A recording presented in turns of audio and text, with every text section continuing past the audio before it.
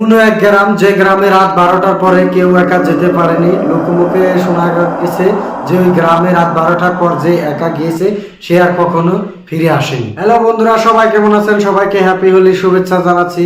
আমি শহীদুল ইসলাম, আপনারা দেখছেন হরর স্টোরি ইন বাংলাতে।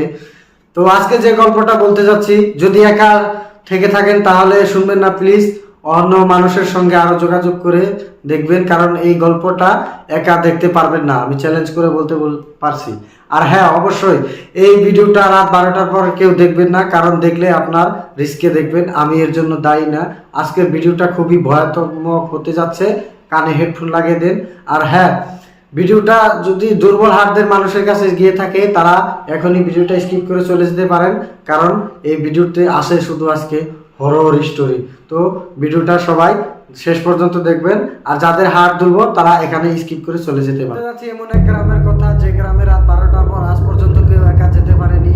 আর হ্যাঁ, আগেই বলে দিচ্ছি, ভিডিওটা রাত 12টার পর আপনার সামনে গেলে ভিডিওটা এখানে স্কিপ করে চলে যেতে পারেন।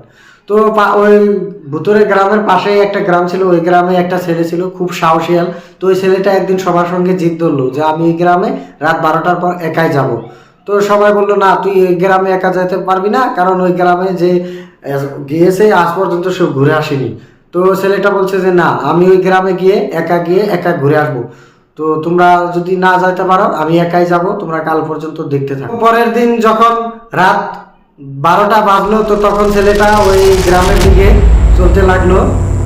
এখানে কিন্তু শুরু হয়ে গেল ভয়ঙ্কর একটা কাহিনী। তো আপনারা গল্পটা শেষ পর্যন্ত মন দিয়ে শুনতে থাকবেন।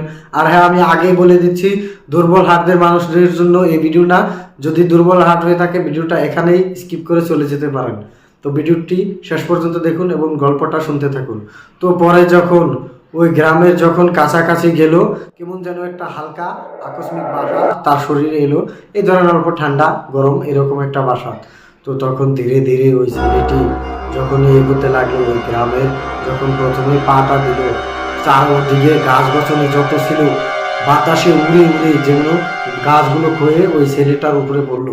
তো তারপরে যখনই এক পা দু পা করে এগোতে লাগলো, তো এমন একটা সাউন্ড আসলো, যেন বিদ্যুৎ যেমন চমকালে যেরকম শব্দ হয়, আকাশে গর্জন হয়, ওই রকম একটা গর্জন হলো। তো ছেলেটা ধীরে ধীরে ভয়ে ভয়ে এগিয়ে এগিয়ে যাচ্ছে। দেখেন আমার শরীরের লোম দাঁড়িয়ে যাচ্ছে আমি গল্প বলার সঙ্গে সঙ্গে। তো তারপরে যখন ওই ছেলেটা ধীরে ধীরে ভয়ে ভয়ে এগিয়ে যাচ্ছে, তখন এক পা, মনে করেন এই আমার শরীর দেখুন, এই লোমগুলো দাঁড়িয়ে যাচ্ছে। যখন এক পা সামনে দিল, মনে করেন পাটা এমন একটা বড় পা, যেমন 100 কিলোমিটার এত বড় পা একদম ভয়ানকভাবে একটা পা যখন সামনে দিল, ছেলেটি তো একদম কি করবে দিশা পাচ্ছে না। তো আরেকটা ঠ্যাং এই 100 কিলোমিটার ফাঁকে প্রায় এত বড় পা হবে, এই একটা গাছের উপরে দিয়ে দিচ্ছে। তো এখন ছেলেটা ওই গ্রামে যখন গেল, আমার দেখুন শরীরের লোম দাঁড়িয়ে যাচ্ছে। ওই গ্রামে যখন গেল ছেলেটা, এইরকম কাহিনী হলো। তো পরে যখন ওই ছেলেটা ওই দুই পার মাঝখানে দাঁড়িয়ে পড়লো, তো কি করবে, ছেলেটা এগোতেও পারছে না, পিছুও পারতে পারছে না।